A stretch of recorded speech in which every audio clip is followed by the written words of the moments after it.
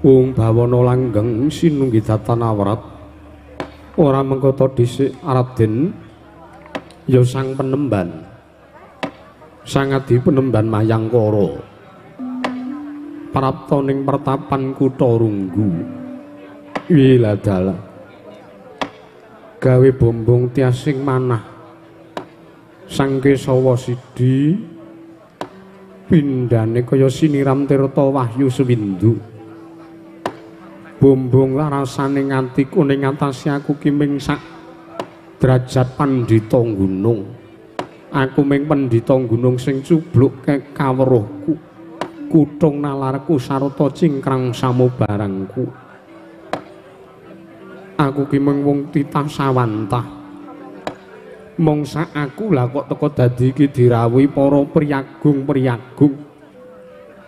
kamangka sing cetha wis luwih dhisik ngenyam kamukten ana ing jagat uga madeg brahmana ing Madyapada ngibarate titah ingkang wis wareg ndahar gempalaning jagat legiasi ning kahanan ora mengkota dhisik penemban sangadi penemban Mayangkara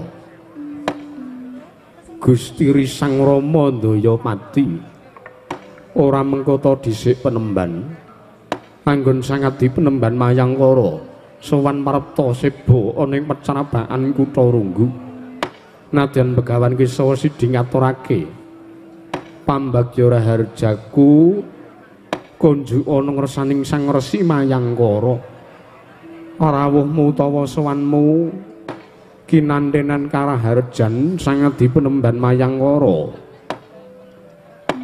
Punamit pasang kaliman tabi dina bina ngila duni dumaweng tawang tuwang tebino saking sedaya tulak sal penemban nuwun sewu kula midhanget anggen paduka sang ngadi penemban Kesawa Sidi miji dhateng piswanipun ingkang abdi pun senggono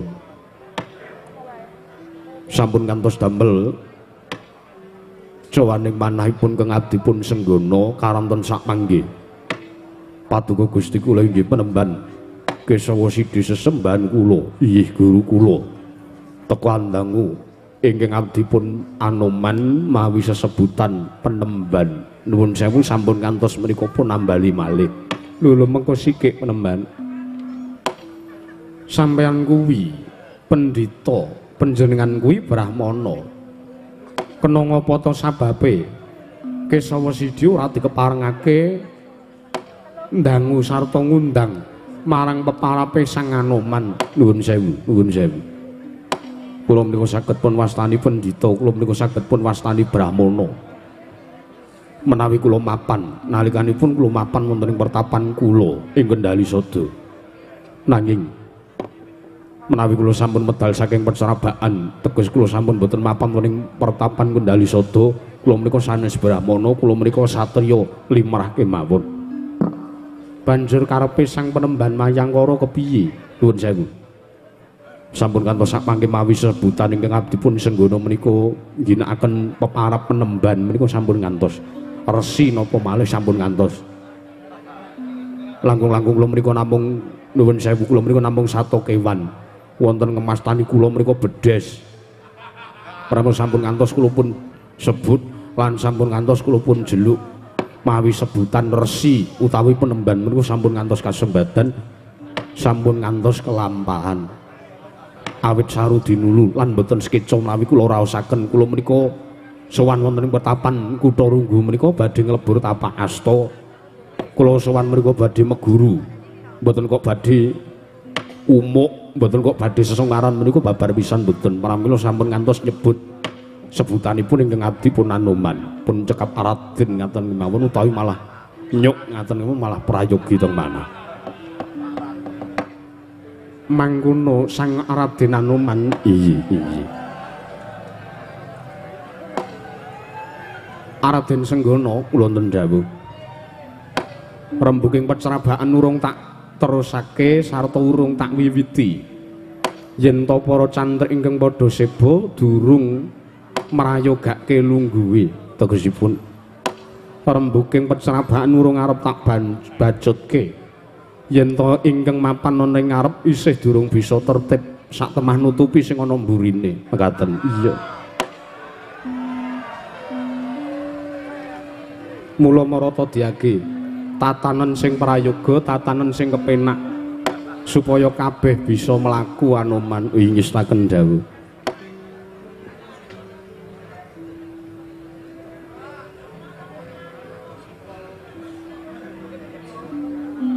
niki kula sambidut mboten napa-napa ora apa-apa oh iya ya arep kowe iki munyuk ning kowe iki ya duweni nepsu nggih nek isih seger udut ya uduta oh nggih panjenengan aku nek ora udut ki ora cekik klinthing ora marem oh nggih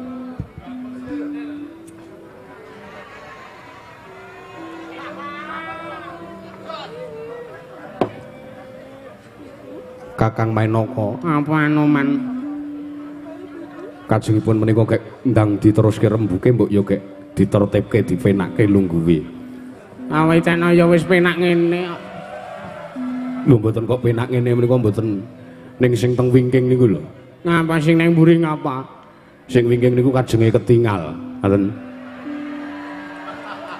langkung-langkung niku Kakang Setu Banda gajah gedene semana kok ngedang-dangi sing ning burine niku nek mah mboten kepenak kabeh-kabeh itu. Oh ya wis. Terus ki mawon mboten napa-napa Mbak. Iya ya Raden Anoman iya. Malah iki uga katingal rawipun sang penemban Gunung Mainaka nuwun sewu sang abdi penemban. Nadan ingkang abdipun Kesawa Sidi ngaturaken kasugengan sarawuh paduka sang abdi penemban Mainaka penemban bawana langgeng sinunggi ora abot ya jagat pangestu karo wayah Bathara jagat ya penemban ora liwat sang begawan Kesawa Sidi miji marang sowane Gunung Mainaka ya najanta kaya ngapa wae kahanane pertapan Kutha Runggu tak tampa. Inggih. Jernyatane sampeyan madeg Brahmana kuwi tak kira isih anyar katon. Sampeyan le madeg pendhita ning pertapan Kutha Runggu iki isih durung suwe. Mula sing gedhe pangapuramu ora kok teges atur kuwi iki ngilang-ilangke ora kok teges atur kuwi iki ngiyas. Aku ora basa karo sampeyan ki merga ngelingi uripku luwih suwe mbangane uripmu. Tegesipun sadurunge sampeyan lair sadurunge sampeyan madeg Brahmana ing pertapan Kutha Runggu begawan Gunung Mainaka ki wis luwih dhisik nggonku ngedeke pertapan aku luwih dhisik anggonku mejangake ngilmu medharake piwulang ana ngersane candrik-candrikku ing pertapanku kana inggih mula kang saka kuwi aja lara ati aja kuciwa rasamu yen to aku nampa pandanganmu ora basa ya mung slamet sowanku penemban Kesawa Sidi Setu Banda kula Kakang penemban kumbangane ana bata mabur mbok tulung tuh sing kepenak lungguhe oh iya sekedap bokong kula nembe gatel niki aduh monggo bingung leh kula ngukuri pripun. Ya mong aku ngaturke salam taklimku ngatura ya penemban Kesawa Sidi. Inggih. Sang abdi penemban Mainaka sampun kula tampi damel bombong tiasing manahipun ingkang abdi pun Kesawa Sidi. Mboten langkung kula aturi marayogaken lenggahipun. Iya. Kaya wis ora kurang kepenak Kesawa Sidi. Nuwun sewu penemban. Ngantos kesupen ingkang abdipun Anoman kula wau kula dereng ngaturaken sembah nggih. Lho nuwun sewu wong sampean kuwi luwih tuwa mbangane Kesawa Sidi. Apa ya bakal kelakon werda ngaturke sembah ngersane taruna kuwi rak sengara kedaden. Lho mboten. Sak mboten-mbotenipun gandeng kula menika sak mangke calon muridipun Sang Begawan Kesawa Sidi. Pramila kula ngaturaken sembah sungkem pangabekti kula kunjuk. sandhaping pepodo paduka guru kula inggih sesembahan kula ing Kutha Runggu. Raden Anoman kula wonten dawuh. Apa ora bakal kuwalet mengko yen aku nampa sembahe Raden Senggana lho menawi paduka kuwalet mengke mbok kula aturi mejahi dhateng ngadipun Anoman. Juryatanipun ben kula ngaturaken sembah bekti menika tulus ikhlas lair lan batos kula. Kula aturaken wonten ngarsanipun Sang Adi Panembahan Kisah Sidi. Mangkono. Iya. Tak jaluk aja nganti tulak sarik, tak jaluk aja nganti rubeda. Ingkang tumeka ning pertapan Kutha Runggu sembahmu tak tampa. Ora lewat pangestuku wae tampanana Raden Anoman. Sampun sanget anggen kawula pundi Panembahan. Raden Setu Banda ya Gajah Setu Banda. Sak mengko tak jaluk supaya padha prayoga sartane kinantenan karaharjan rawuhmu utawa sowanmu ana ing pertapan Kutha Runggu kene. Raden Setu Banda ya risang Gajah Setu Banda.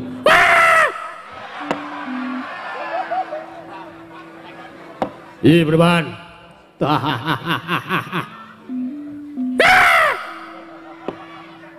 Kakang Setu Banda ki ora ngrebeki kuping ngono.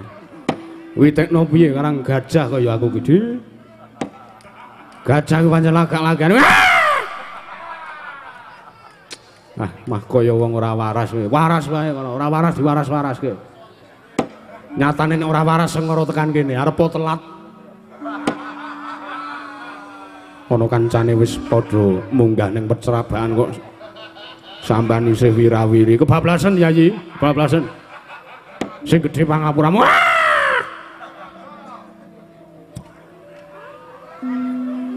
Iya. Iya, Panembahan. Sowanipun ingkang abdipun Gajah Setu Banda kinandhane karajan mboten manggalangan setunggal punapa nadyanto keblasok sowan kula wau. Kula menika supen. Dalan tumuju ing pertapan Kutha Runggu menika kula kesupen, kula kinten menawi ingkang arah teng Praji Mantara jebul kok ngiwa kok niku. Pramila malah kula piyambak ingkang kapitunan Panembahan. Iya Gajah Setu Banda ora dadi ngapa nggih.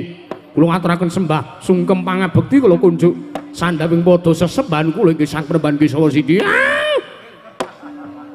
Iya Gajah Setu Banda wajan iki pertapan Kutha Runggu kaya ketekan kebon binatang keliling.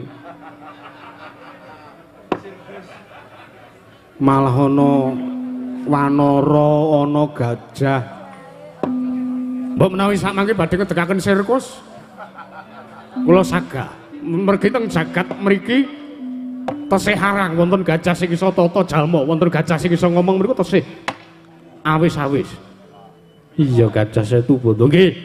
Kula bal-balan nggih pinter. Niki gading kula pun kula ganti plastik nek jagani sing lajeng nyolong gading kula. Iya Gajah Setu Banda ya nggih. Prayogake lungguhmu sampun mboten kirang prayogi wah. Niki nek kula ngadeg mungkin malah ngedangi sing mburi nggih Panembahan. Iya. Lho tak ndiprok mawon. Awon ngeten mawon. Mah nglekar ora sampeyan. Ora mengko to dhisik Raden Anoman wonten dawuh. Gandeng ingkang padha prapta ing pertapan Kutha Runggu iki ora mung sampeyan. Mula kang saka kuwi bakal tak dangu sarta tak piji siji-siji. Wiwit sangka sira Senggana, apa kang dadi darunane sarta apa wigatine? Teka ning atase sampean kuwi Brahmana ingkang wis luhur ngelmune sarta wis suwe madeg Brahmana ing pertapan Kendali Sada. Teka rawuh ngersaning Sang Kesawa Sidi ing Kutha Runggu kamangka aku ki lagi wae ngedeke pertapan ing Kutha Runggu kene. Apa ingkang arep mbok cecep sartane apa ingkang arep mbok jupuk saka kawruhku ingkang cubluk lan mung apa anane iki Raden Senggana. Nuwun sewu. Menawi kula sampun pun maringaken purba wasesa kula badhe matur Panembahan. Iya. Marata diake satata matura. Sedaya mboten wonten ingkang kula tuju, sedaya mboten wonten ingkang kula gayuh. kejawi sowan kula wonten ing pertapan Kutha Runggu menika kula namung badhe pados marganing pejah. Kejawi anggenipun ingkang abdi pun Anoman sowan wonten kersanipun Sang Kesawa Sidi. Kula namung badhe ngupadi wonten pundi dalan sirna, dalan ketiwasanipun ingkang abdi pun Anoman. Awit mengeti kula menika wiwit jaman Ramayana ngantos sakmenika jaman Mahabharata. Nalika kula ndherekaken nalendring Pancawati Sang Prabu Sri Rama Wijaya. Dumugi spriki kula ndherekaken dhumateng lampahipun para Pandhawa. Kula ugi dereng kabanjut dening dewa Penemban. Duh Sang Penemban, guru kula sesembahan kula, Sang Adi Penemban Kesawa Sidi. Arinten pantaraning dalu ingkang kula ajab lan ingkang kula tenggo, ingkang kula antu-antu menika namung benjang menapa dewa paring dawuh lan ingkang adipun Anoman paring dawuh bilih Anoman menika sampun telas tulis kula tumuli kula kabanjut minggah wonten ing swarga loka manjing wonten ing loka baka ing alam kelanggengan. Penemban saestu kula menika sampun wareg mangan gembalaning jagat legiasining kawontenan.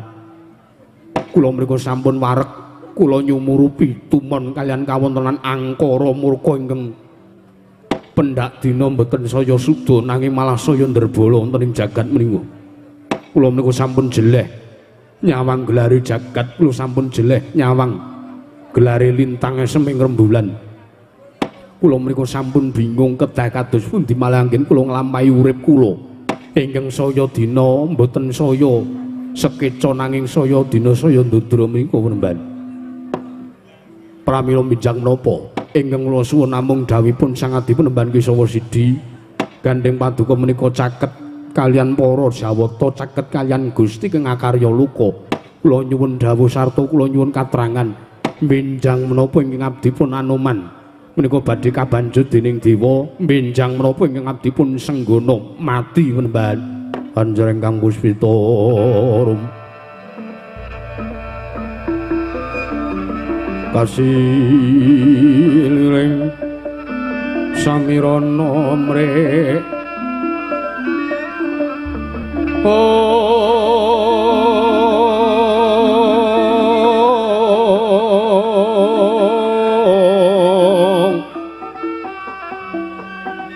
sekar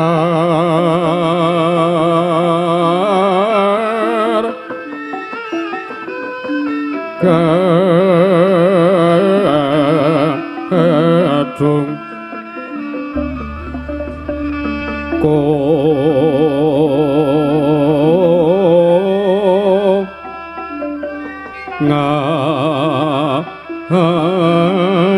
skandana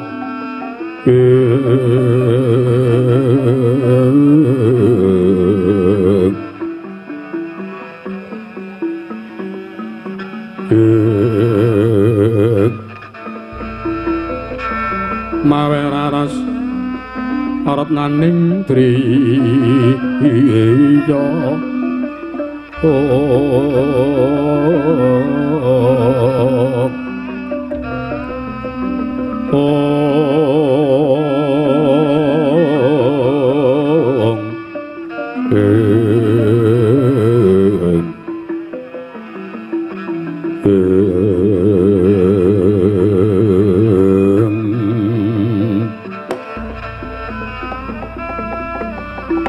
Wong bawana langgeng sininggi tatana warat kaget rasaning atiku bareng aku midhanget sarta nampa apa sing to ngendikake Raden Kusikik to Kusikik tak kira iki mau aku ora kleru penampa yen to sira Raden Senggana matur besok apa njaluk katrangan besok apa anggonmu bakal dibanjut dening dewa kosek to Raden ning atase wong urip ning Madyapada kuwi njaluk supaya diparingi yuswa sing panjang, diparingi umur sing pinardawa, supaya bisa ngenyam kamukten kang bisa nggunakake yuswa utawa nggunakake uripe kanthi becik lan lair batin nggone nglakoni urip kanthi prayoga. Nanging kena ngapa to sababe? Sira Anoman kok kepingin ndang mati Sira Senggana kok kepengin ndang dibanjut dening dewa. Sira Anoman kok kepengin ndang manjing ning swarga. Engko sik to Raden. Aku wingi masuk angin wae tak keroki kok. Ibarate wong kuwi rada ngrasake ora waras sethithik awake. Rada ngrasake ora kepenak sithik ragane. Paribasane golek tombo supaya bisa ngrasake waras wiris kaya wingi uni meneh. Wong mlaku wae dingati-ati aja ngasih kesandung ibarate. Kang sak temah kesandung kuwi mau iso ndadekke tiba. Nanging kena ngopo sira Anoman kok ngajab kepengin mati kuwi. Duh Senggana gedhe timen dosamu. Waduh nuwun sewu Remban. Teka paduka sesembahan kula Sang Penemban Kisa Sidi paring dawuh bilih kula dosa. Dosa kula ingkang pundi? Dosa kula ingkang menapa? Luput aturmu merga kowe takon karo aku besok apa Anoman bakal mati.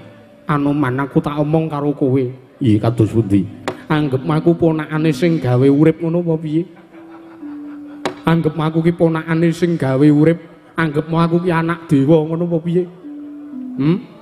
Lah kok dadi aturmu kok sajak ngiyas sajak ngina karo Kesawa Sidi. Oh alah Anoman, aku ki ya mung menungsa lumrah.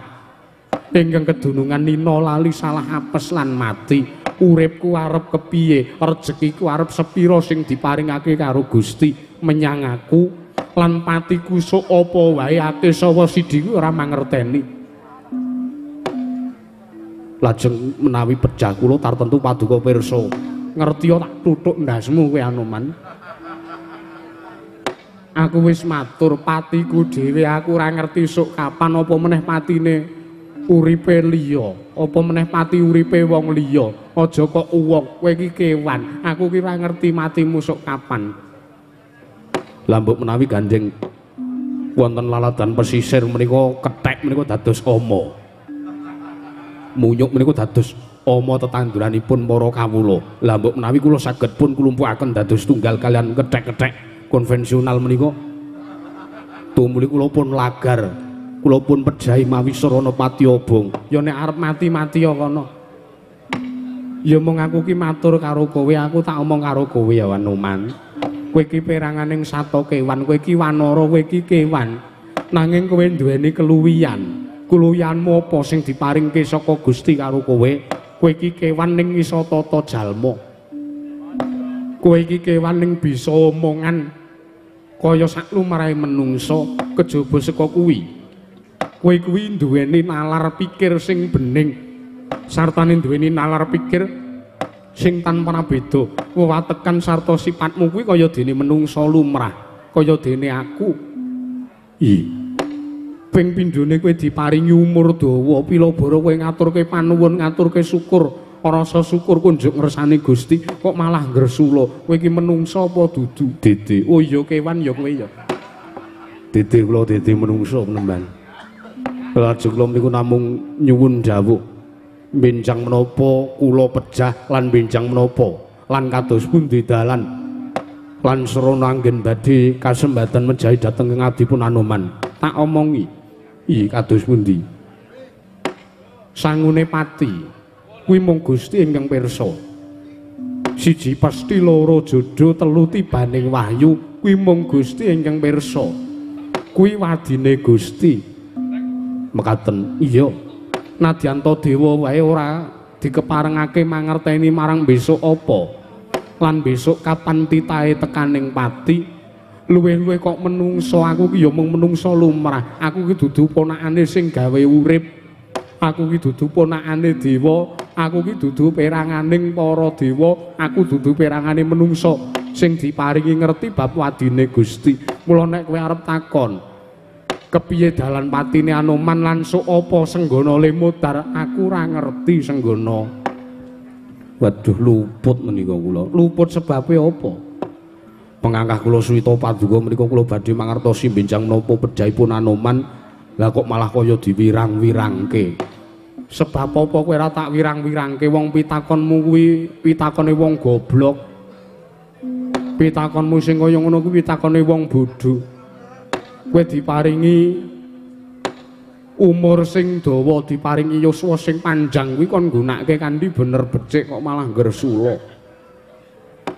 Munyuk kentir kowe kuwi. Nggih. Nyuwun pangapunten menemban, nyuwun pangapunten. Mboten badhe kula bali malih atur kula ingkang kados mekaten. Ya. Tok baleni meneh malah tak paringi paukuman. Nek arep suwita ngresaku ya wis kowe dadi rawangku wae, kowe ora usah dadi cantrikku, ora usah dadi siswaku. Sing lumrah-lumrah wae Anoman. Iya. Kula ngaturaken panuwun wonten sak mangke kula pikantuk pepajar manah kula. Iya, aku ki ora madhangke atimu ning aku ki mbukak pikiranmu sing bodho kuwi. Iya. Kowe munyuk labil kowe. Wah gingsir wolawali wewatekanmu kamangka derajatmu kuwi iki pendhita. Lah kok dadi ora iso mikir kanthi bener, ora iso mbedake endi sing pantes dilakoni lan endi sing ora pantes dilakoni Anoman. Kowe iki mun pangapunten menemban, mun pangapunten. Iya. Nek pancen kowe arep suwita ya wis dadi kancaku, dadi rawangku ngono wae, ora usah sing neka-neka kowe iki ra. Nyan siswa matur marang Hari Sang Mahayogi.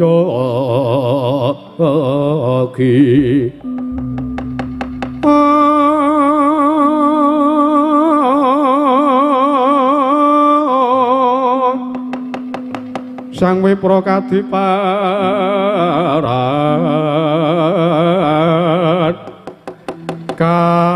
karsaning Hyang Pati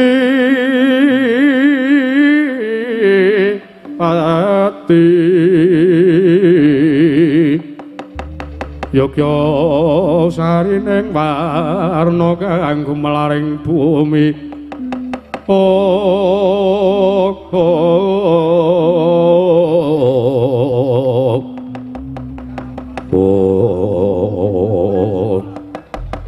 Didem madaning pecrabaan pertapan Kutha Runggu nalika semanten kaya rumangsa wirang nenggih Sang Bambang Senggono.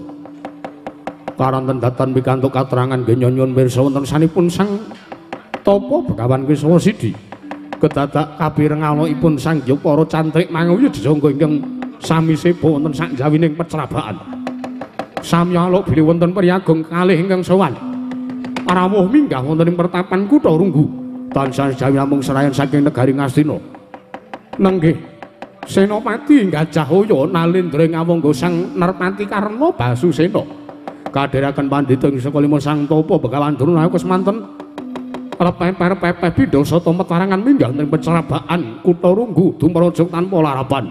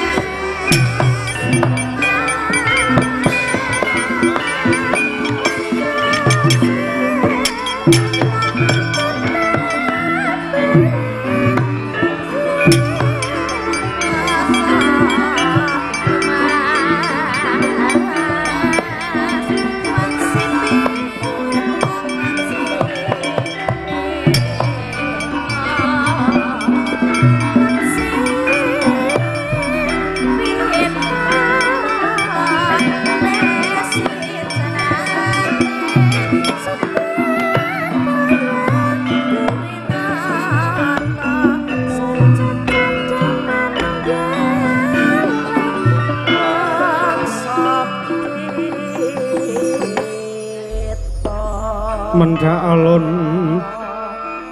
tata trap silanira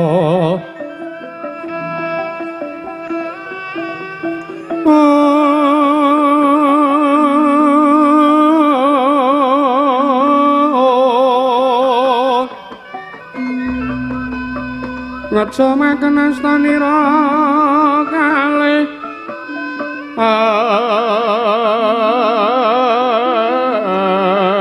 astanira kalih pisan yen ngandika magawe apranta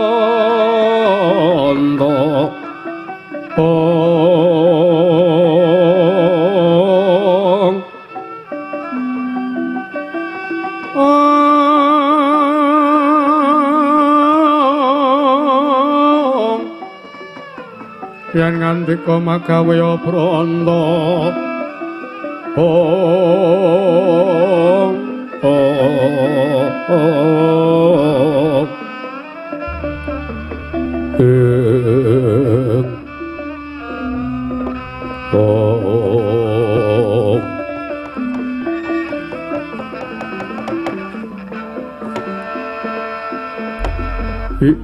ung bawana langgeng sinunggi tatanawrat Anoman kula tendhawuh nemban kowe takon mundur sowanmu merga bakal ana dhayoh la iki dhayohe wis tekan kene iya nuwun sewu menika mboten pangling arawipun Senopati Negari Ngastina Nalendra Ngawangga Sang Prabu Karna Basusena iya iya menika kadharaken kalian Begawan Durga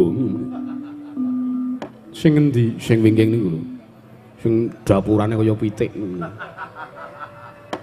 aja sak geleme dhewe omonganmu iki tamu agung lho Anoman iya iya amangga kadangmu rawipun iya sing prayoga sowanmu iya sampun boten ngrang prayogi mrembahan nuwun mangke sinuwun Sang Adipati Karna Basusena ing Ngawangga parawuh wonten ing pertapan kutha Rungge ingkang abdipun Kesawa Sidi ngaturaken sembah kula kunjuk sinuwun. Ya jagat pangestu ngarayahu Bathara jagat niwang suksmana mangadili nuwih. Ana sasmentaning sun jagat ya Begawan Kesawa Sidi ya. Ora liwat kowe mbageke kelawan sowaning Adipati Karna.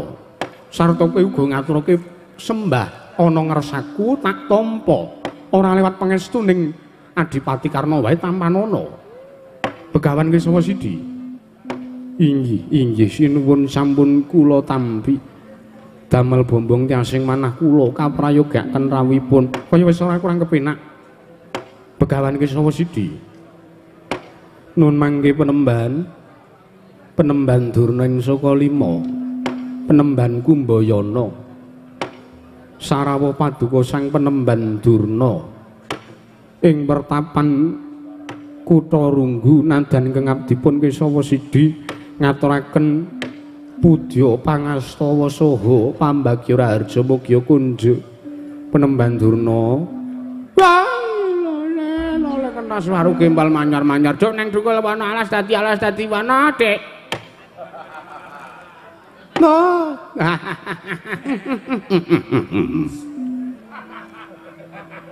Kesawa Sidi ya. Kesawa Sidi ya. Oh, kowe ngaturke pambagya raharja, memane kowe ora ngaturke bekti karo aku. Ning atas Angger Adipati Karna wae kowe ngaturke sembah, kowe ngaturke bekti ngersane Angger Adipati Karna. Oh, ning kena ngapa bareng tiba Durna kok aku ora tok aturi sembah, kowe ora nyembah karo aku ki, kowe mbanci ndemban silatan kowe. Kesawa Sidi. Mboten kok teges mbanci ndemban silatan, kula kalian panjenengan menika sami derajatipun. Padha-padha apa? Kowe meng pendhita gunung, aku pendhita piyai kok, Dik. Anggepe ngapain? Ngaturna sembah karo aku kowe. Kesawa Sidi? Iya. Kula ngaturaken sembah kula kunjuk wonten ngersanipun Sang Begawan Durna. Kesawa Sidi ya, Kesawa Sidi ya. Tak tampa, pangestuku tampanana. Sampun sanget anggen kula pundi? Oh, Angger Adipati Karna. Kula Paman Durna. Niki kok akeh. Kewan-kewan niki arepe pripun? Lho. Liripun kados pundi? Niku lho. Ah, lah kok dadi munyuk ana mriki. Anoman prapta teng mriki.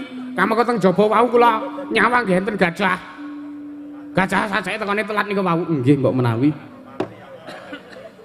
Oh, niki kok dadi kewan-kewan Duswita teng pertapan Kutha Runggu niku rak kawontenane ngedap-edapi to Angger Adipati. Iya. Kula tak matur napa wigatine sampeyan ampun ngendika dhewe. Mboten. Mboten. Tak maca nawala niki. Pun rawuhi Wakil Bupati menjapun Bapak Joko Prawata SE MM. Nggih, sugeng rawuh Pak Joko nggih. Sampeyan iki kok ya iso kae ora. Nuwun sewu sinuwun. Arawipun sinuwun Adipati Karna wonten ing pertapan Kutha Runggu damel kaget manahipun keng abdipun Kesawa Sidi menapa ingkang dados darunanipun Kesawa Sidi kula wonten dawuh sowanku iki kanthi apik ana ngersamu ning pertapan Kutha Runggu. Inggih, sepisan aku arep tilik karaharjanmu, ternyatane kowe iki pandhita, kowe iki brahmana. Aku arep tinju marang keslametanmu nggonmu mapan ing pertapan Kutha Runggu kene. Ngaturaken genging panuwun ndungkap angka 2. Ana pirang-pirang perkara ingkang arep tak rembug sartane ingkang arep tak aturake ana ngersamu Kesawa Sidi. Ingkang sepisan ya kuwi anane Adipati Karna sowan ana ing pertapan Kutha Runggu iki ora saka karepanku pribadi, nanging pancen aku diutus dening Yayi Prabu Duryudana ing Nalendra ing Astina. Aku diutus dening Yayi Prabu Jaka Pitana supaya sowan ning pertapan Kutha Runggu ingkang nanjihake wigatine ya kuwi nanjihake perkara nggonmu madeg brahmana ana ing pertapan Kutha Runggu iki. Ingkang pertapanmu ya pecrabakanmu mbok bangun ana ing saklengkeng gunung Kutha Runggu. Sing sepisan aku arep menehi ngerti karo kowe, aku arep ngatur uninga karo ngarsamu Begawan Kesawa Sidi. Mangertiya yen to gunung Kutha Runggu iki sejati kebawat keperintah wewengkon negara Ngastina. Mekaten, ya. Mula kang saka kuwi anane Prabu Karna Prapta mrene ora liya kejaba sepisan aku arep ngluputke karo kowe. Aku arep ngluputke karo patrapmu, aku arep ngluputke karo tumindakmu. Merga kowe wis wani ngedeki pertapan Kutha Runggu, kamangka gunung Kutha Runggu iki kebawat keperintah wewengkon negara Ngastina. Lan kowe ora njaluk palilah, kowe ora njaluk dawuh ana ngersaning Nalendra Ngastina ya kuwi Yayi Prabu Jaka Pitana. Kowe dosa, kowe luput tumarap negara Ngastina. Kuwi ingkang sepisan ping pindhone anane Adipati Karna Prapta mrene iki mongko bareng sartane ngandhi marang Bapa Durna ya pamanku mbayana ing Sokalima iki Merga ngelingi negara Ngastina kuwi duwe Brahmana, negara Ngastina kuwi duwe Nujung. Ingkang ora liya kejaba ya kuwi pamanku Mbayaning Sukalima. Lah ning atase para Sata Kurawa kuwi duweni guru. Ya kuwi paman Durna ing Sukalima. Yayi Prabu Duryudana kuwatir merga menggalih sartane mikir marang kahananing paman Durna. Yen to nganti ndrebala olehmu madeg Brahmana ning pertapan Kutha Runggu iki, mengko mundhak akeh sangjaning para kawula negara Ngastina ingkang padha swita ngresamu. Wekasan paman Durna dilirwake. Heeh. Aku cemburu karo kowe. Bareng ngerti sebab apa aku ora seneng lemu madeg pendhita ning pertapan Kutha Runggu iki. Oh, kowe iki nyaingi. Kowe iki nyaingi karo lehku dadi guru ning Sukalima. Ana? Inggih. Kowe iki nyaingi kowe iki ngungkul-ngungkuli karo panguwasaku, kowe ngungkul-ngungkuli karo kadigayanku. Ning atase aku ki wis luwih dhisik dadi Brahmana. Ning pertapan Sukalima aku luwih dhisik gabung karo para Sata Kurawa. Lah kok kowe jedol, kowe ngosak-asik kahanan pendidikan ning pertapan Sukalima. Oh, besirit kowe. Mula kang saka kuwi ping pindho aku arep ngluputke patrapmu meneh Penemban Kesawa Sidi. Merga kowe wis rumangsa paman Durna, kowe wis gawe paman Durna rumangsa menapa paman dipun saingi. Kowe wis nyaing-nyaingi karo ya kuwi kalungguhane pamanku Mbayana ingkang wis luwih dhisik madeg Brahmana. Ana ing pertapan Sukalima kowe ngungkul-ngungkuli ngembari karo panguwasane paman Durna. Sing ping 3, merga luputmu ki ana 3 perkara. Sing ping 3, sing arep tak aturake ingkang angka 3 iki bakal migarake sarta murungake kaluputanmu ingkang angka sepisan angka 2. Waton kowe bisa nuruti panjanganing Ratu Ngastina ingkang dumunung ana ing aturku ingkang angka 3. Ih, menapa Kanjeng Adipati? Kabar sing wis ditampa dening Yayi Prabu Duryudana lumantar pasumpenan. Nalika semana Yayi Prabu Jaka Pitana antuk wangsiting Bathara, antuk dawing para Jawata yen to dewa bakal metedhakake kanugrahan kang aran Wahyu Makutha Rama. Kamangka dawing dewa, Wahyu Makutha Rama kuwi bakal tumedhak lantarane ora liya kejaba mung mapan ana ing pertapan Kutha Runggu ya ana ngersaning Sang Begawan Kesawa Sidi. Mula kang saka kuwi Penemban, kowe dikeparengake medharake ilmu, mejangake kawruh dening Yayi Prabu Duryudana nggonmu madeg Brahmana ning pertapan Kutha Runggu, nanging ana kekudangane utawa kudu ana lirune. Ya kuwi kowe kudu bisa matedhakake Wahyu Makutha Rama. Sak banjur kuwi Wahyu Makutha Rama mbok paringake ngersaning Yayi Prabu Duryudana, ya ngersaning para Sata Kurawa, ya ngersaning para kawula sak negara Ngastina. Begawan Kesawa Sidi.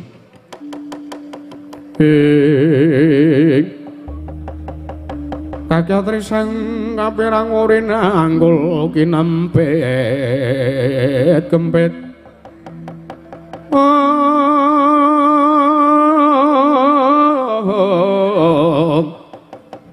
Dusang retnaning bawana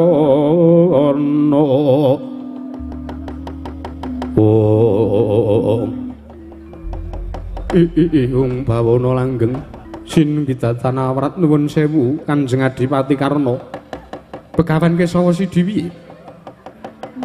Kula nyuwun pangapunten awit sadaya kalepatan ingkang sampun kula lampahi kamangka tanpa kula ngrumaosi bilih kula sampun nandhang kalepatan paramila sampun tumpuk matumpa-tumpa dosanipun ingkang abdipun Kesawa Sidi.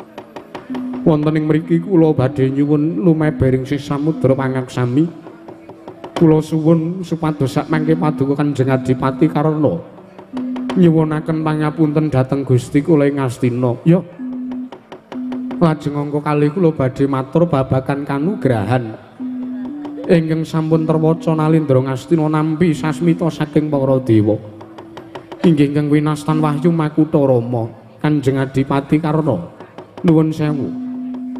Malah kula piyambak malah dereng mangertosi lan kula dereng ngawuningani bilih para dewa badhe matedhaken kanugrahan Wahyu Makutha Rama. Wonten ngarsanipun kang abdipun Kesawa Sidhi kula malah dereng mangertosi. Lah kok teka malah tiyang sanes. Inggih Nalendra Ngastina Gusti kula sinuwun Prabu Jaka Pitana sampun pirsa. Lumantar sasmi taning dewa. Nuwun sewu Kanjeng Adipati. Menawi sak mangke kula dipun dawuhi lan pun suwun supados mejangaken utawi maringaken masrahaken kanugrahan Wahyu Makutha Rama dhateng negari Ngastina kula mboten saged. Lho, sebabe apa? Sebabe apa ning antase dewa wis paring dawuh yen to kowe sing dadi lantaran tumedhang Wahyu Makutha Rama, lah kok dadi kowe owel? Lah kok dadi kowe sing ora iso yen to masrahke wujuding Wahyu Makutha Rama? Nuwun sewu kula menika mboten mangertosi. Kula nembe midhanget sepisan menika tembung Makutha Rama nggih nembe sepisan menika. Walah, menungso ora tatanan. Yen ngono kowe keduga rasudi sarta niku ora sagu masrahke Wahyu Makutha Rama. Mboten kok kula mboten sagu, mboten kok kula owel, mboten kok kula lirwa. Nanging estu lair lan batos kula mboten mangertosi Wahyu Makutha Rama menika menapa. Yo. Gandeng kowe ora sago masrahke wujuding Wahyu Makutha Rama, yen ngono kowe sago minangkani apa sing dadi dawing Ratu Ngastina. Ingkang minangka lidah sinambung ya Kinermati Karna Basusena. Kowe sago yen tak tundung lunga saka pertapanmu ing Kutha Runggu kene. Nuwun sewu. Menawi kula pun tundung saking pertapan Kutha Runggu kula ugi mboten badhe saged, kula ugi owel. Jernyatanipun niat kula menika lair lan batin kula mejangaken ngilmu. Kula mbabar kawruh wonten ngersanipun para cantrik-cantrik kula ingkang estu lair lan batos sagah kula wulang. Kamangka mboten wonten dosanipun, mboten wonten luputipun tiyang mejangaken ngilmu wonten ing jagat menika. Merga nuwun sewu. Wong urip menika saged katata gesangipun menawi piyambakipun nggadahi ngilmu ning gesang. Ngilmu menika dados sangune wong urip lho sinuwun. Sok sinten to ingkang nampik lan ingkang boten nampi dumateng wejanganing ngilmu kula pesthekaken.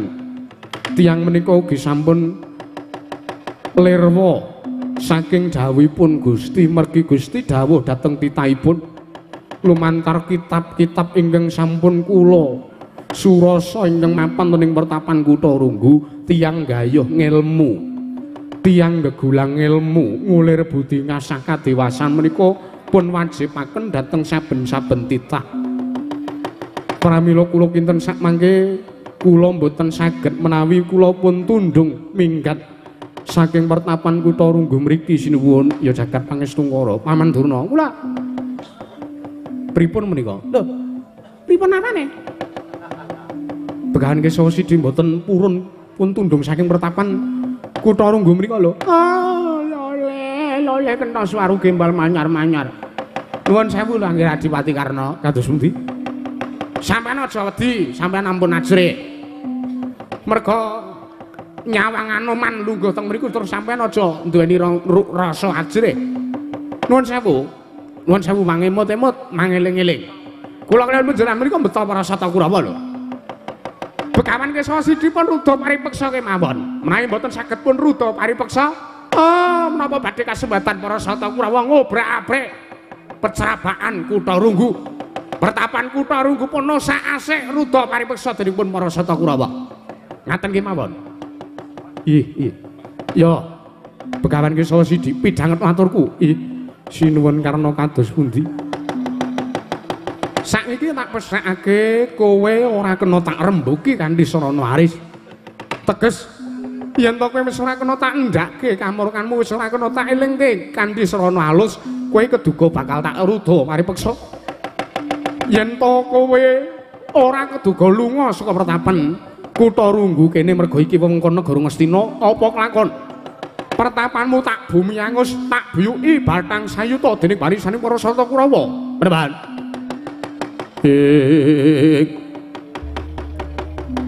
Caca muntap lir kinentap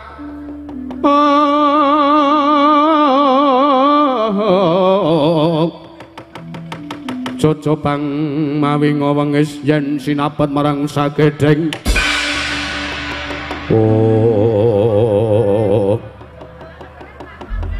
dus malaning ngerat manus maning jajalanat gelag-geleng bumi menungso ora tatanan ora mengkuto dhisik Prabu Karna aja kaget Anoman sing merpeki lan Anoman sing ngadu arep kelawan nerpati ngawangga wah Paman Durna kula sajak gembong mangli aman mboten nrimakaken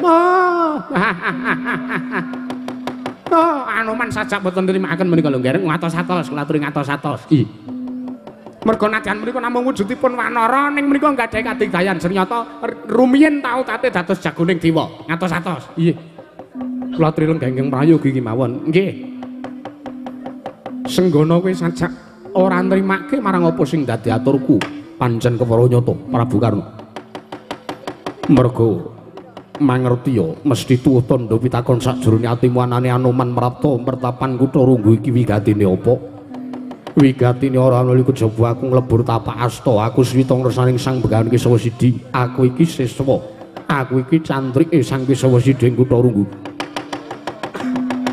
kula kang saka kuwi gandeng Sang Penemban Kisawa Sidi kuwi guruku aku kuwi murite aku kuwi siswane mula aku ora nrimake yen ana menungsa ngengkaya dapurmu keduga mirang-mirangke marang guruku lan keduga bakal ngrusak pawiyatanku ing pertapan Kutha Runggu wah menungsa ora tatanan yen ngono tak mesthekake senggana sing dadi pepalange para Sata Kurawa sing dadi pepalange Senopati Ngastina nggonku bakal nundung marang Begawan Kisawa Sidi pancen kewara nyata ayo tak tantang kowe metu njaba dudune kene papane wong Bandayuda tulung kedheping peninggal kowe ora lunga saka pertapan kene apa kelakon Anoman kang ngadepi karo kowe menungsa ora tatanan tandane ana ing sanjabaring percerabaan pertapan Kutha Runggu Anoman apa Prabu Karna sing kanepati parap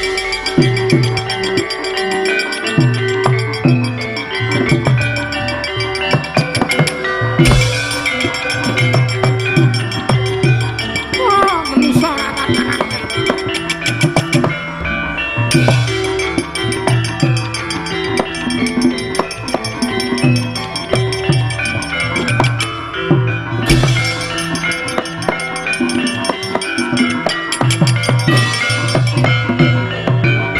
Pandita kinarya wangsit pindha kumbang semadu sarining tawang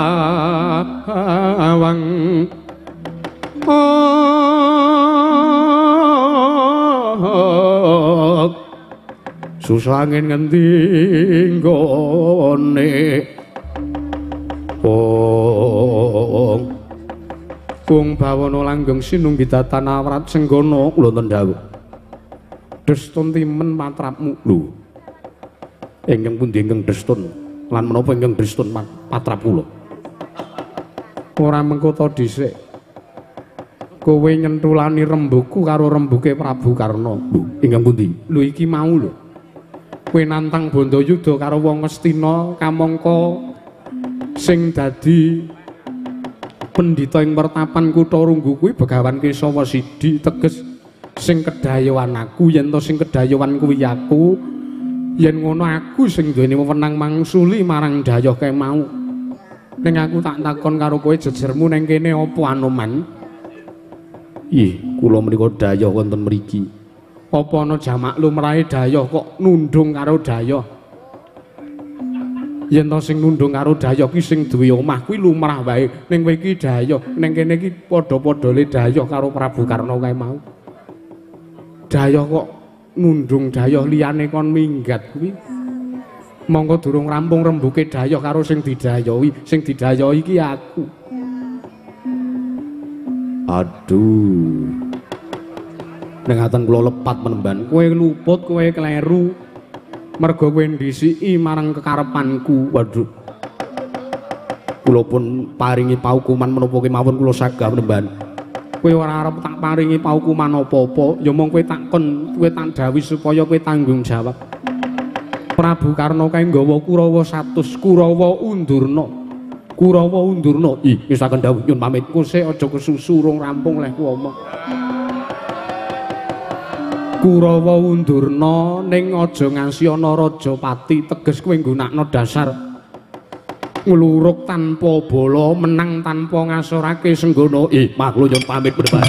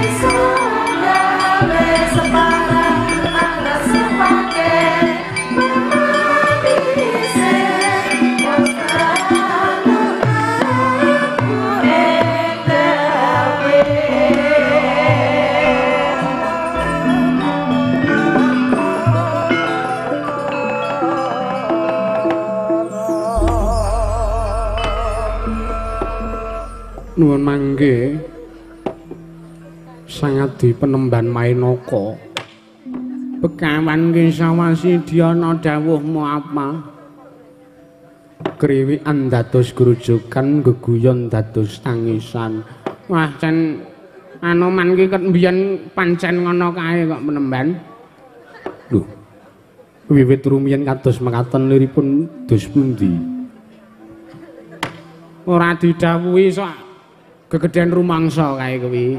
Ana ora ana wong ngomong apa-apa sak marah-marah sak temandang.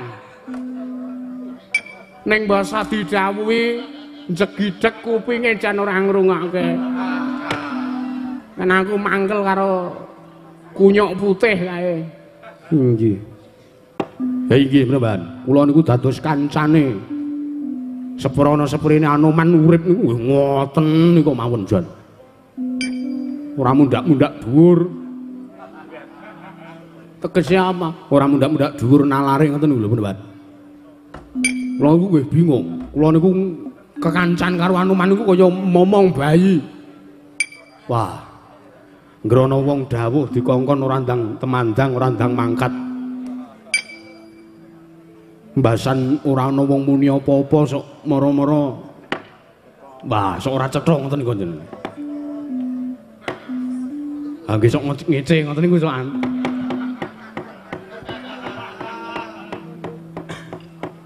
Ya Gajah Setu Banda ya nggih. Wis.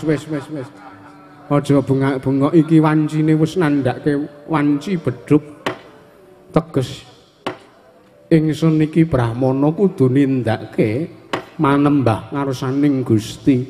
Malah aku arep nderekke kelawan tindakmu nggonmu munggah ning sanggar pelanggatan Penemban. Ih, Penemban Mainaka monggo kula dherekaken.